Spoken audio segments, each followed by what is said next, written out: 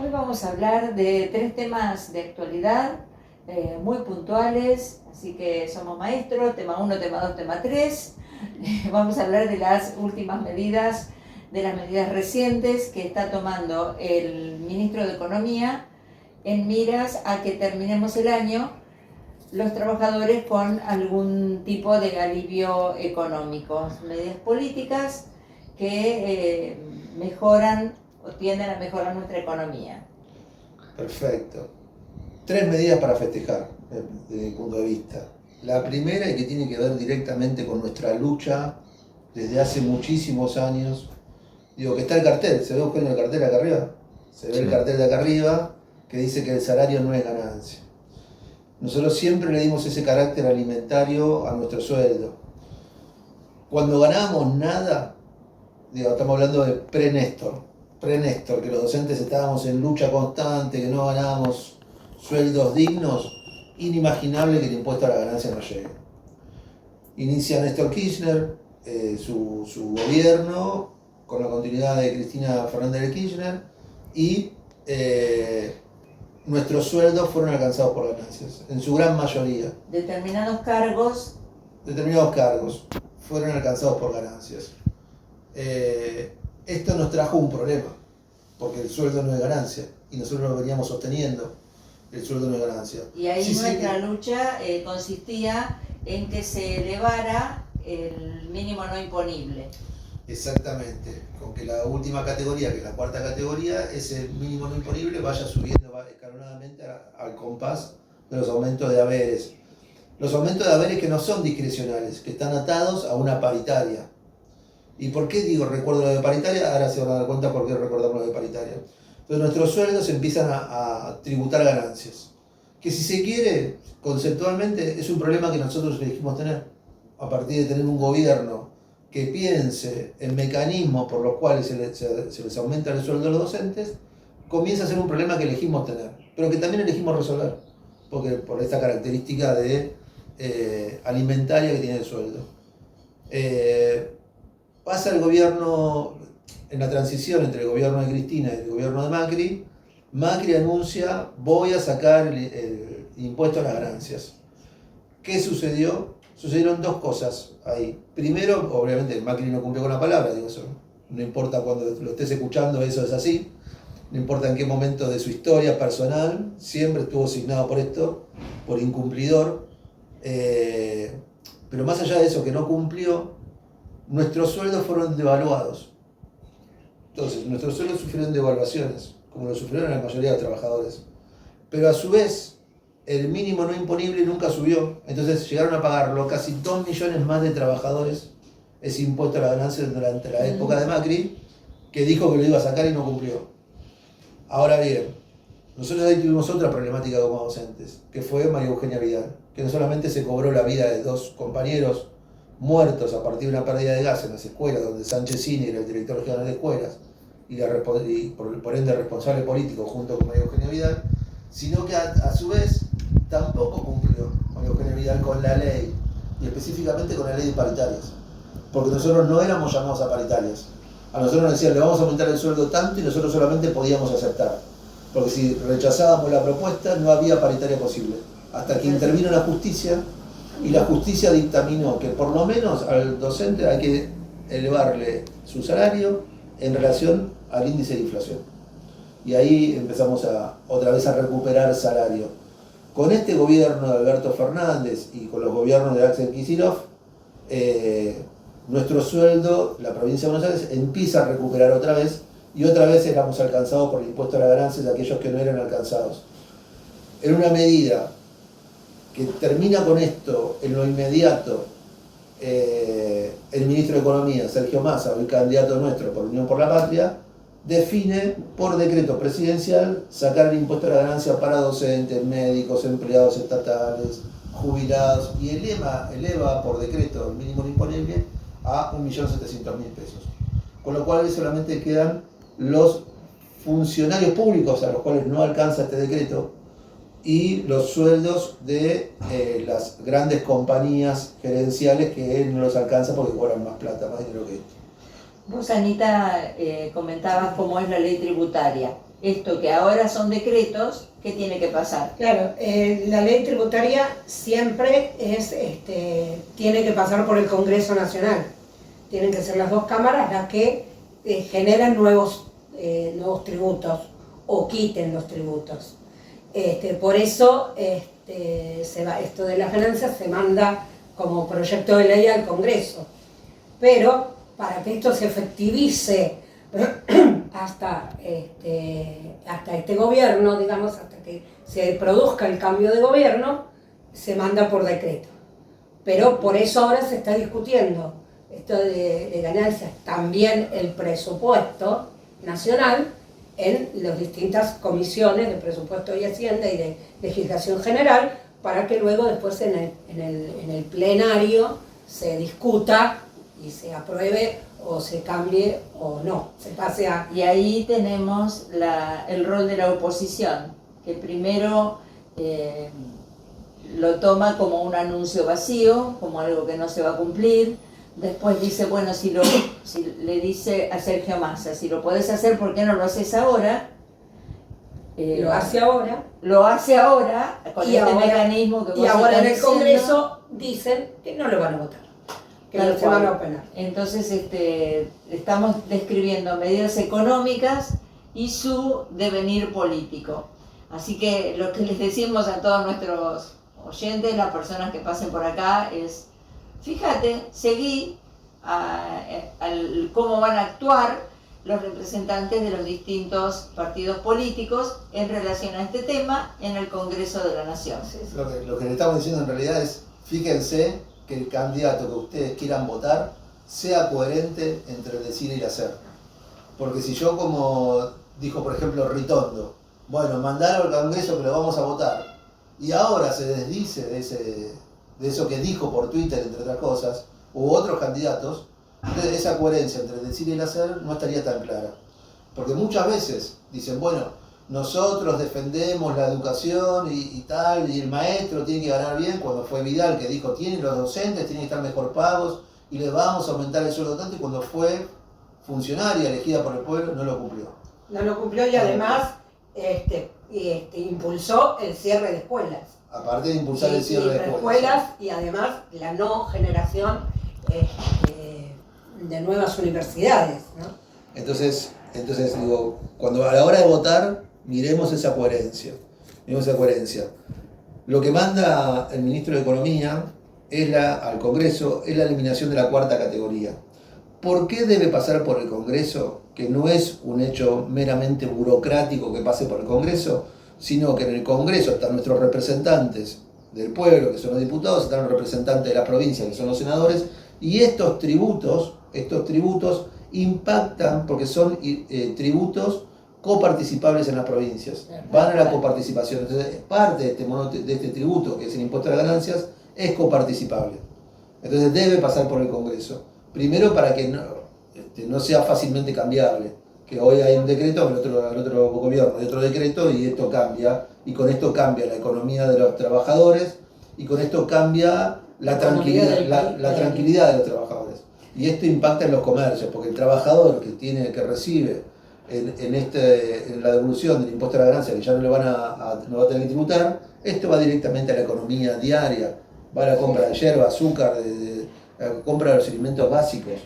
En el peor de los casos va a la compra de dólar ilegal, que Sergio Massa hace referencia a esto. Y dice, bueno, ahora no me vayan a comprar dólares con esto.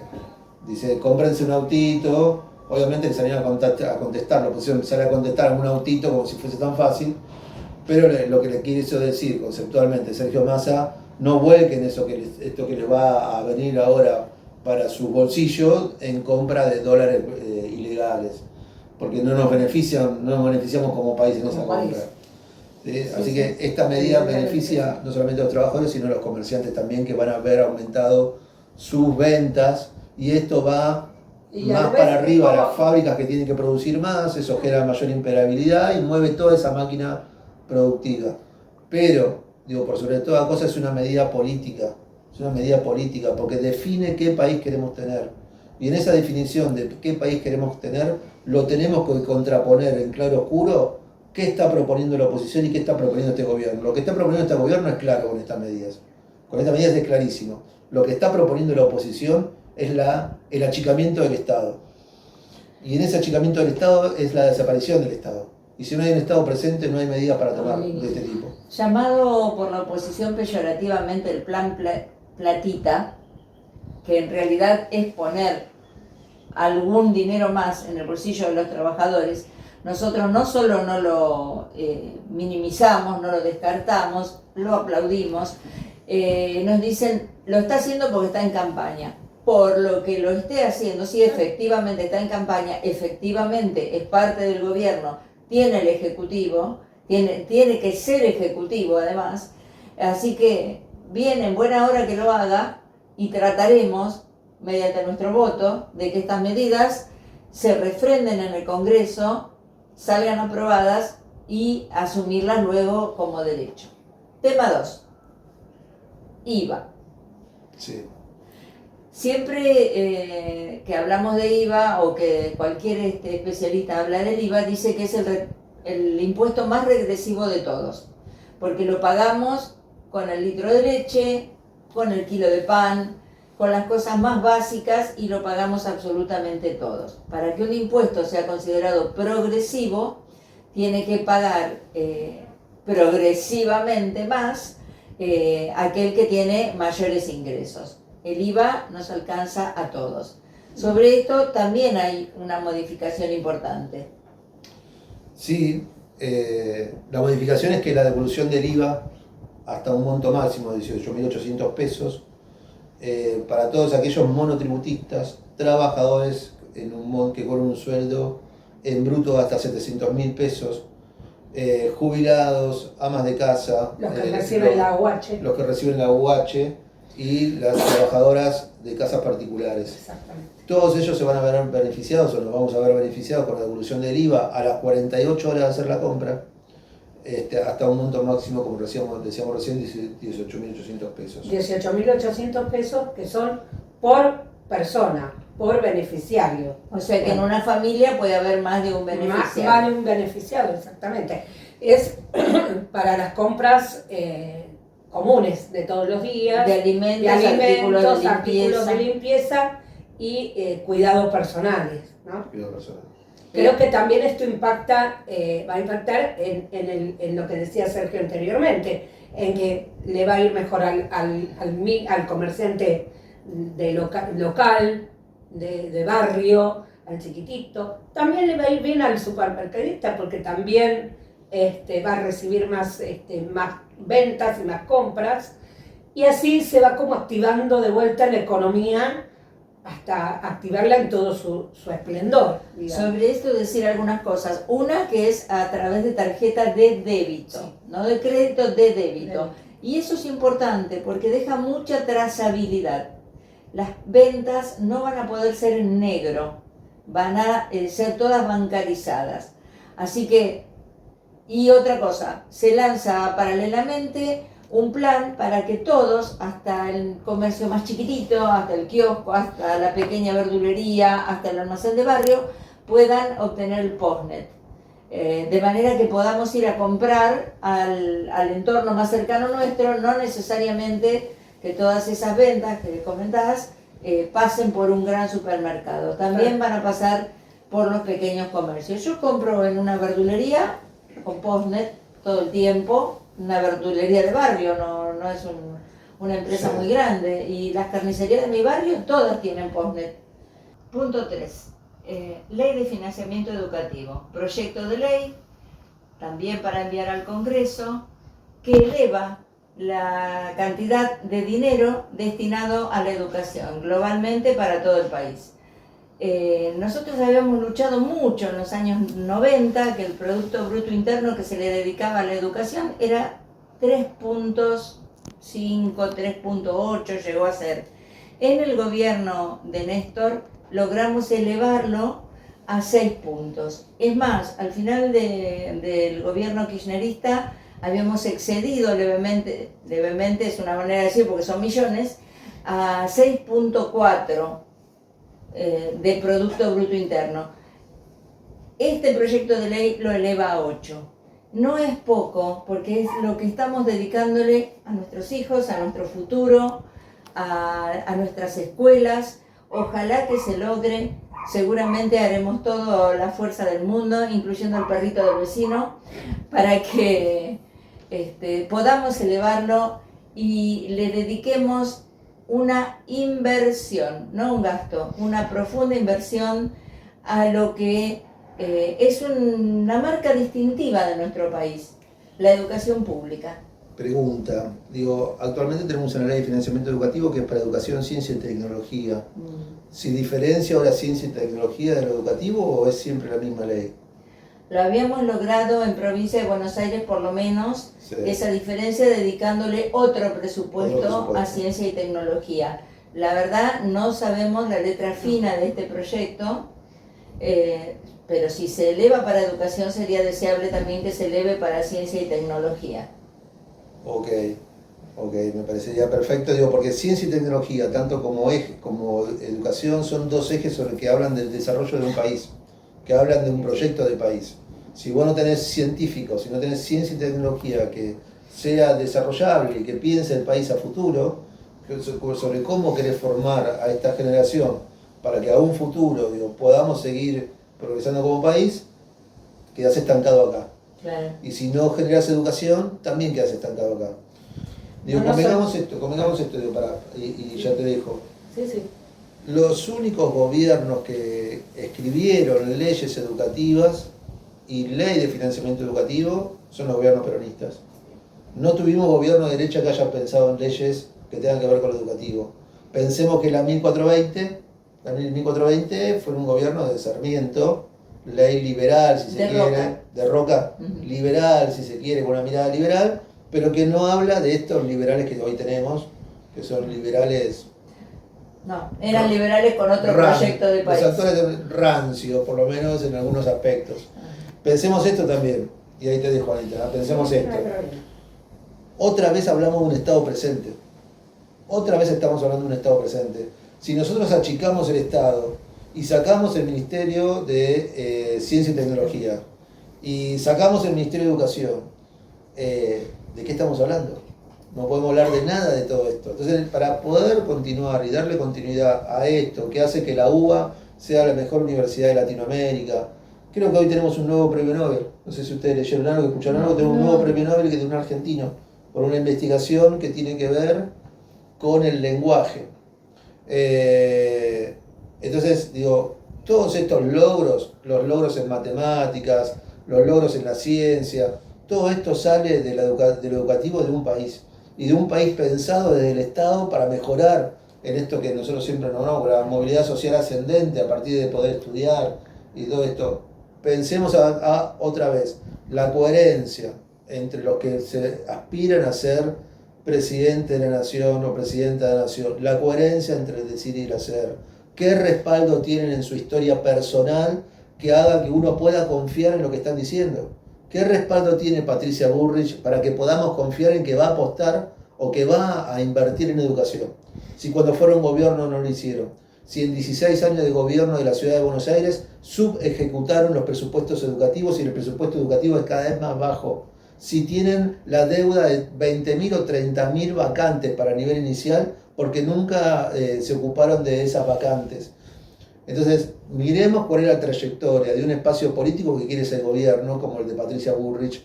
Miremos la no historia que tiene y que se pone, no quiero tomar las palabras del Papa, pero digo, hay una persona, un personaje que se pone el traje de superhéroe o de Mesías que quiere venir a salvar al país, achicando el Estado, reduciendo ministerios, que lo tomó el Papa, por eso digo, desconfiemos, dijo, desconfiemos de esos Mesías que no tienen historia y quieren venir a salvar a un pueblo.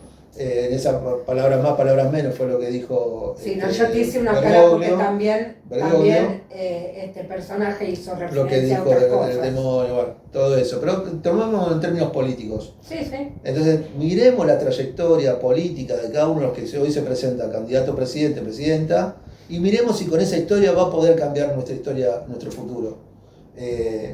Eso. Sí. Ana, Sí, no, yo en cuanto a todos,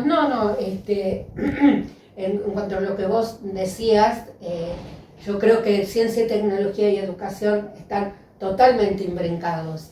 Yo recuerdo que las escuelas técnicas que quisieron en el gobierno de Vidal y de Macri destruirlas y cerrarlas, fueron las que después pudieron hacer un mini satélite que está dando vueltas por todo el mundo. Un nanosatélite. Un nanosatélite, exactamente. Fueron pibes de una escuela técnica de Mar del Plata, junto con su profesor, que tomó la idea y les enseñaba su materia teórica y prácticamente.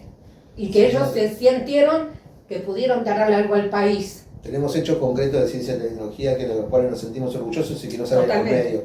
Uno que yo lo escuchaba a Phil Mussoy, nosotros vendimos un reactor nuclear, el primer reactor nuclear a Australia, y hoy ganamos una licitación para la venta de un nuevo reactor nuclear por encima de las propuestas que hicieron Holanda, Francia, Inglaterra. Nosotros le ganamos a esa propuesta y hoy se está construyendo un nuevo reactor nuclear que no me acuerdo para qué país es, pero yo creo que es un país nórdico. Entonces, y para completarte, también estamos proyectando para lanzar plataforma de lanzamiento para lanzar nuestros propios satélites, cohetes, satélites al espacio. No tener que ir a otros países a que nos presten la plataforma para hacer esto mismo, ¿no? Es industria nacional por completo.